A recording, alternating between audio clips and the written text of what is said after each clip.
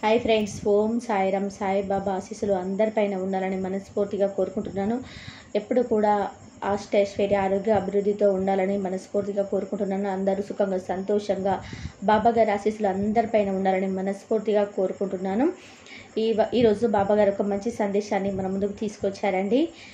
తల్లి, తప్పకుండా ఈ బంగారు బిందెను తాకు, తప్పకుండా ఈ సాయి బాబా పిలుపును విన్న తర్వాత నీకే అవగతం అవుతుంది అని బాబాగారు అయితే ఈరోజు ఒక చక్కటి సందేశాన్ని అయితే మన ముందుకు తీసుకొచ్చారనమాట.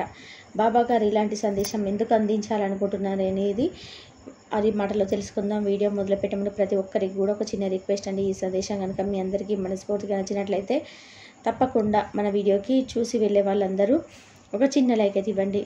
కొత్తగా మన ఛానల్ని ఎవరైనా చూస్తుంటే కనుక సబ్స్క్రైబ్ చేసుకొని మరి సపోర్ట్ చేయండి. ఈరోజు నాకు చాలా ఆనందంగా ఉంది. నా మనసు ఎంతో ఆనంద పారవశ్యంలో తేలిపోతుంది. ఎందుకు బాబా ఎంత ఆనందం అని మీరు అనుకుంటున్నారు కదూ. మీకు మంచి జరిగి నీ జీవితంలోకి సంతోషాలు వెల్లువ వస్తే ముందుగా ఆనందపడేది నేనే కదా. ఈ శుభగడియల కోసమే కదా ఇన్ని సంవత్సరాలు ఎదురు చూస్తున్నది. నీవు ఎన్నో సంవత్సరాలుగా ఈ రోజు కోసమే ఎదురు చూశావు. ఆ రోజు వచ్చి నీ కుటుంబానికి సంబరాలను తెస్తుంది. ఇక నీ జీవితం నుండి కష్టాలన్నీ కూడా తొలగిపోతున్నాయి. ఇక ముందు ఎప్పుడు కూడా రాని నీకు కానీ నీ కుటుంబానికి కానీ ఏ కష్టం ఉండదు. మీరు అనుభవించవలసిన శిక్ష ఈ రోజుతో పూర్తవుతుంది. ఇక ముందు ఉన్న జీవితం అంతా కూడా సంతోషమయం. ధనధాన్యాలు మాత్రమే కాదు, బంధుమిత్రుల బలం కూడా నీకు తోడవుతుంది. ఆరోగ్యము కుదుట పడుతుంది.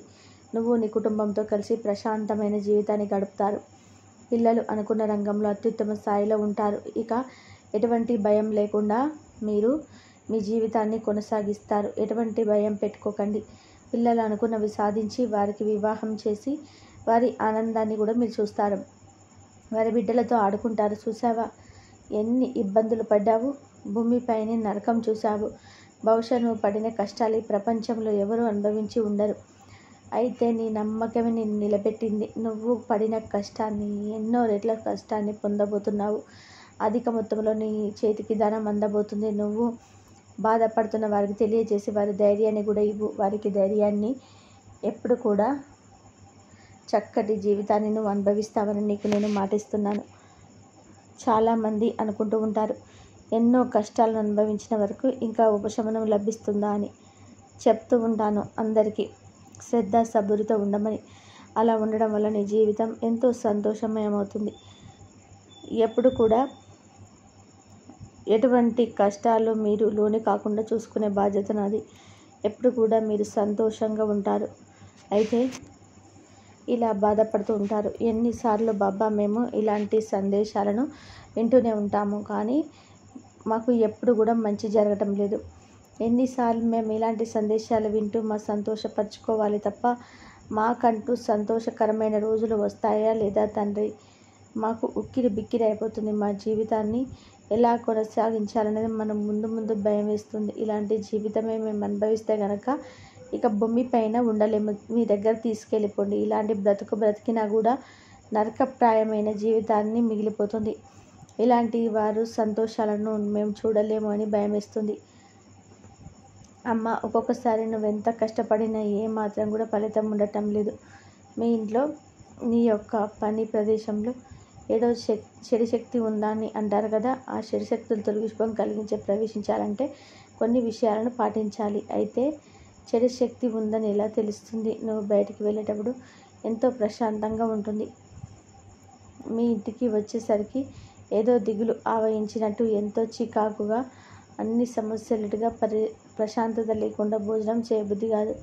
సరిగ్గా నిద్ర పట్టదు. ఏదో కోల్పోయినట్టు దిగులుగా ఉంటుంది. ఇంట్లో వారందరూ కూడా చికాకుగా ఉండి ఒకరి మీద ఒకరు అరుచుకుంటూ ఉంటారు. ఊపిరి పీల్చుకోవడం ఇబ్బందికరంగా ఉండి ఇంట్లో ఉక్కిరి బిక్కిరి అయిపోయినట్టుగా కనిపిస్తుంది.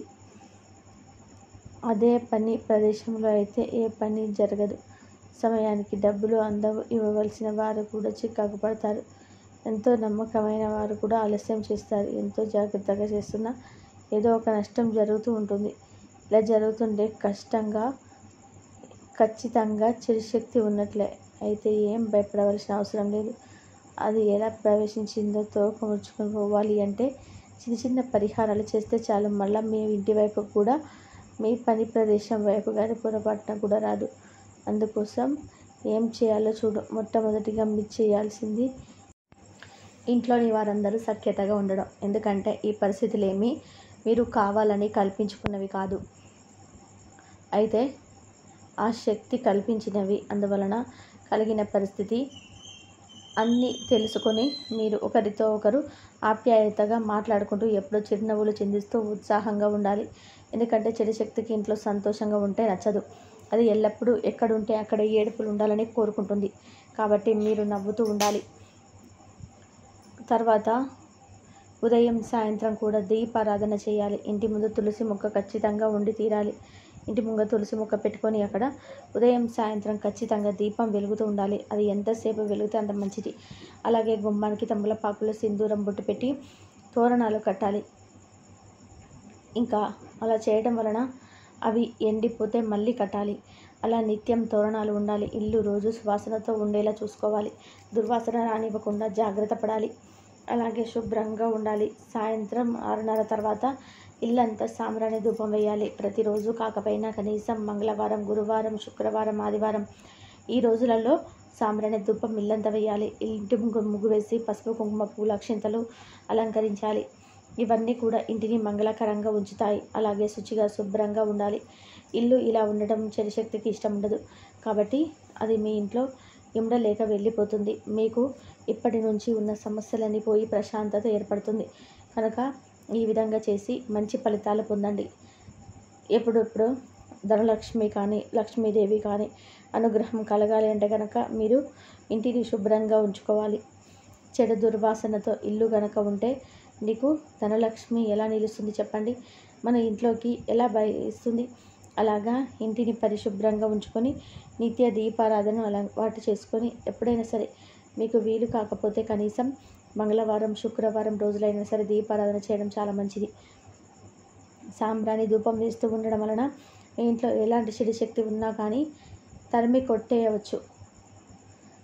నేను చెప్పినటువంటి చిన్న చిన్న పరిహారాలను చేస్తూ మీ జీవితాన్ని సంతోషమయం చేసుకోండి. సంతోషంగా ఉండండి. మీకు ఎనలేని సంతోషాలు రాబోతున్నాయి.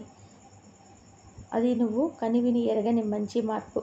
ఆరోగ్యం కానీ, ధనం, సంతోషం, సొంత ఇల్లు, వాహనం అన్నీ కూడా నీకు రావడం మొదలవుతుంది.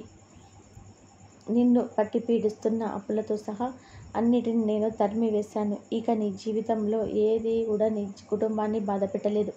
నీ వైపు రాకుండా నేనే కాపాడుతాను. నువ్వు కోరుకున్న ప్రతి కోరిక న్యాయమైనదే. అందుకే నీకు సకల సంతోషాలు ఇస్తున్నాను. నీవు ఏది తలుచుకుంటే అది ఖచ్చితంగా జరుగుతుంది.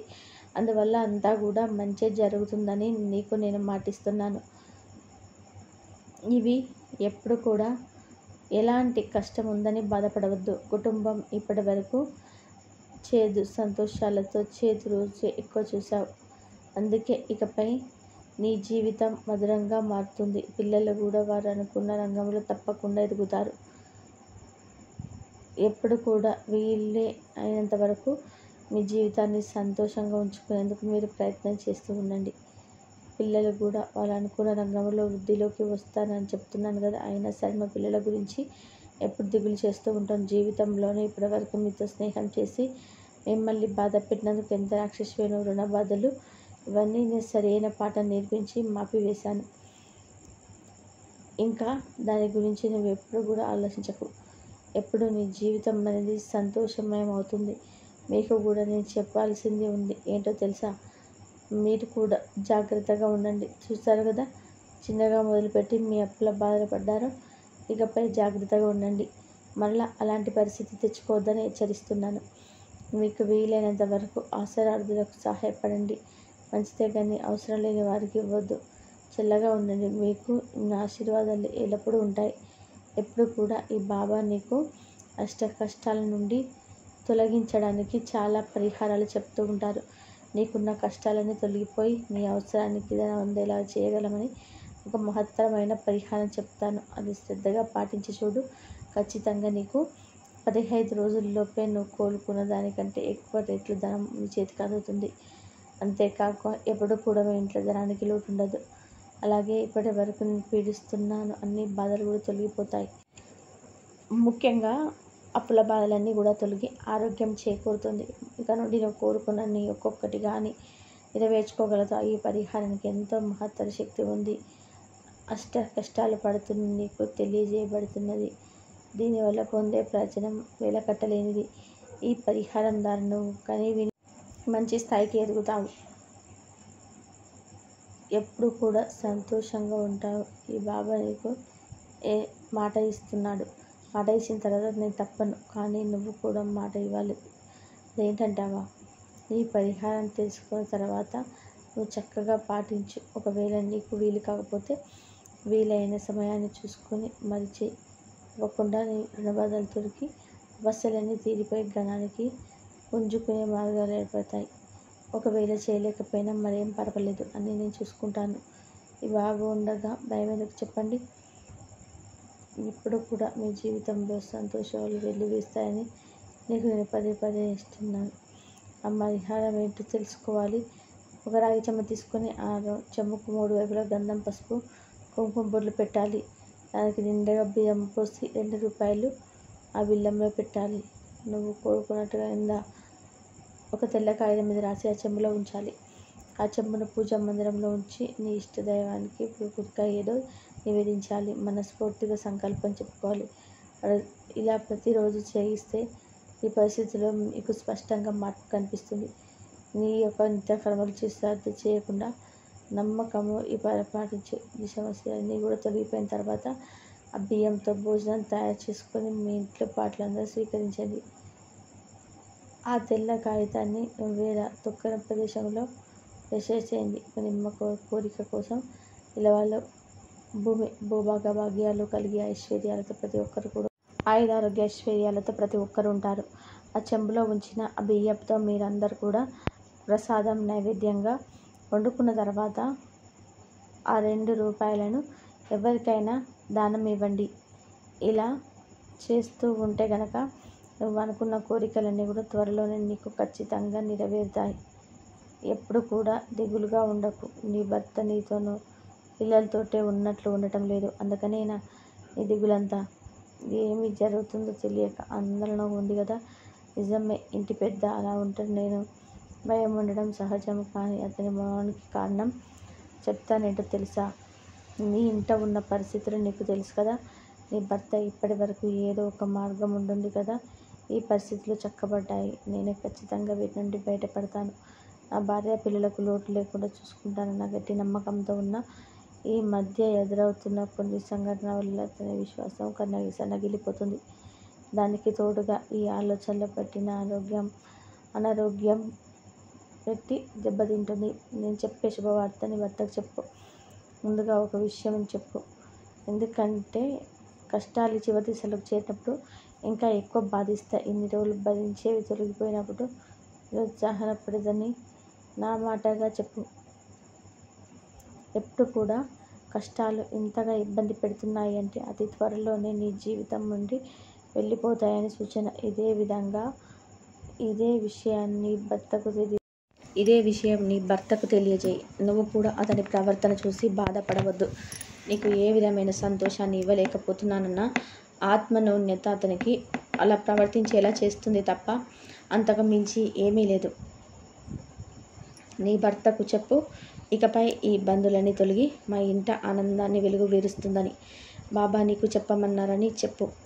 మీరందరూ చేస్తున్న కృషికి వచ్చిన ఫలితం మీకు ఉన్న ఆర్థిక సమస్యలన్నిటినీ మాయమైపోతాయి. ఇదంతా జరిగేది ఎప్పుడూ కాదు, వారం రోజులలో ఫలితం చూస్తారు. నా మాటగా నీ భర్తకు చెప్తావు కదూ. ఇక ఆరోగ్యం అంటావా? ధనం తిరిగి పొందవచ్చు, కానీ ఆరోగ్యం అలా కాదు. కాకపోతే సమస్యలతో తొలగిపోతే మనోధైర్యం పెరుగుతుంది. కావున ఔషధాలు సేవిస్తే అవి పనిచేస్తాయి. వచ్చిన భయం ఏం లేదు. నిశ్చితంగా ఉండు. సకల శుభాలు, సకల సుఖాలు, సకల సంతోషాలు మీ ఇంట కొలువై ఉంటాయి. ఎందుకు అంతలా దిగులు చెందుతుంటావు? నీ మనసు ఎంతో మానసిక వేదనకు అనుభవిస్తుంది కదా. నువ్వున్న పరిస్థితుల్లో నీకు ఎవరైనా సరే ఎంతో ప్రశాంతంగా కనిపిస్తున్నారు. నువ్వు తప్ప అందరూ బాగున్నట్లే అనిపిస్తుంది. ఎవరైనా నీ కళ్ళ ముందు ఆనందంగా ఉంటే నీ మనసు ఎంతో వేదన చెందుతుంది. ఎందుకు? కారణం ఏమిటి? ఆ కారణం ఏంటో నీకు తెలుసా? నాకు తెలుసు. పరిస్థితులు బాగాలేనప్పుడు, అనుకున్నవి ఏవి జరగటప్పుడు, ఏ కోరిక తీరనప్పుడు ఎవరైనా మనసు అనేది అలాగే వేదన చెందుతుంది. ఇటువంటి అప్పుడే నువ్వు నీ మనసుని అదుపులో ఉంచుకోగలగాలి. అప్పుడే నువ్వు ప్రశాంతంగా ఉండగలుగుతావు. నువ్వు ఇప్పుడు మానసికంగా ఆందోళన చెందుతూ ఉంటే నువ్వు అనుకున్న పనులన్నీ జరిగిపోతాయా? నాకు తెలుసు. నువ్వు నన్ను అడుగుతూ ఉన్నావు, మరి ఎన్ని బాధల్లో నీ కోరిక తీరకుండా ఎలా వేదన చెందుతూ ఎన్నో సంవత్సరాలుగా బాగుపడాలని ఆశతో ఎదురు చూస్తున్నాను కదా, మరి నాకు ఎప్పుడు దారి చూపిస్తావు బాబా అంటూ నన్ను నిలదీస్తావు. నిజమే, నువ్వు పడుతున్నది మామూలు బాధలు కాదు. అన్ని ఆశలు చంపుకొని ఏ కోరిక లేదని నీకు నువ్వు అబద్ధం చెప్పుకుంటూ బ్రతుకుతున్నావు. ఈ పరిస్థితులని తప్పించుకోవాలని, ఒడ్డున పడాలని నువ్వు చేసే ప్రయత్నాలు తక్కువేమీ కాదు. నిజం చెప్పాలి అంటే నువ్వు చాలా ఓర్పుతోనే ఉంటున్నావు. కానీ ఎంతటి శాంతి పనులకైనా ఒక్కొక్కసారి కోపం రావడం, బాధ రావడం సహజమే కదా. నువ్వు ఏమీ ఆందోళన చెందవద్దు. నీ దోషాలన్నీ తొలగిపోయి నువ్వు కూడా ఎంతో ఆనందంగా గడిపే రోజులు వస్తున్నాయి. ఇంతకాలం ఓపిక పట్టావు కదా, ఇంకొన్ని రోజులు, కేవలం రోజులు మాత్రమే, అంతకంటే ఎక్కువ సమయం లేదు. ఓదార్పుగా ఎప్పుడు కూడా ఓదార్చుకుంటూ నీ కుటుంబాన్ని నువ్వే చూసుకోవాలి. ఓర్పుగా ఉండండి. అప్పటి నుంచి నువ్వు చూస్తావు కదా, నీ జీవితంలో ఎంత మంచి మార్పులు వస్తాయో. పడిన ఏ నరకయాత్రన ఎన్ని పోయి నీ జీవితం స్వర్గమయం అవుతుంది. ఇంకెన్నడూ లేనంత ధనం నీకు వచ్చి చేరుతుంది. ఎలా వస్తుందని అనుమానమా? నువ్వు ప్రారంభించిన పని నీకు నేను తీసుకొస్తుంది. ఈ ప్రయత్నాలన్నీ ఎందుకు చేస్తున్నట్టు? జీవితంలో ఎంతో సుఖంగా బ్రతకాలని కదా, అప్పులన్నీ కూడా తీర్చుకోవాలని కదా. నువ్వు చేసే ప్రయత్నం విజయవంతం అవుతుంది కాబట్టి నువ్వు ఆదాయం పెరుగుతుంది. దాని ద్వారా ఎంతో ధనం చేతికి అందుతుంది. మరి ధనం చేతికి వచ్చినప్పుడు కష్టాలన్నీ కూడా దూరమైనట్టే. నీకున్న లోటు ధనమే కదా. ఈ కాలంలోనే అతి ముఖ్యమైనది అదే. ఖచ్చితంగా నీకు అతి కొద్ది రోజుల్లో నువ్వు చేస్తున్న పనికి అధిక మొత్తంలో రాబడి పెరుగుతుంది. కనుక ఇక నువ్వు ఏ విధమైన ఆందోళన పెట్టుకోకు. ఇక నుంచి నువ్వు అనుకున్నవన్నీ చేయగలుగుతావు. నువ్వు ఈ జీవితాన్ని ఎంత ఆనందంగా తీర్చిదిద్దాలనుకుంటున్నావో అంతకు మించి ఎన్నో రెట్ల సంతోషం జీవించగలుగుతావు. ఇక జీవితంలో డబ్బు నీకు కొరత ఉండదు. ఇకపై అంత ఆనందకరమైన జీవితం గడపాలని నా ఆశీస్సులు నీకు ఎప్పుడు ఉంటాయని నీకు నేను మాటిస్తున్నాను. ఎప్పుడు కూడా నీ ఇంట్లో ధనరాశి ఉప్పొంగి పొర్లుతుంది. ఈ మాటగా ఎప్పుడు కూడా ఈ సాయి మాటను శ్రద్ధగా విని ఆలకించు.